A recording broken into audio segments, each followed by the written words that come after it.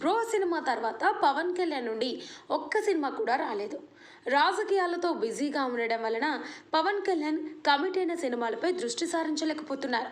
ఇక ఈ మధ్య 2 సినిమాల షూటింగ్ పూర్తి చేసి ఇప్పుడు ఉస్తాద్ భగత్ సింగ్ చిత్రంపై ఫోకస్ పెట్టారు. అయితే పవన్ కళ్యాణ్ నటించిన హరిహర వీరమల్లు చిత్రం జూన్ 12న విడుదల కావాల్సి ఉండగా పలు కారణాల వలన వాయిదా పడింది. పవన్ కళ్యాణ్ కెరీర్లోని తొలి పాన్ ఇండియా మూవీగా హరిహర వీరమల్లు రూపొందింది.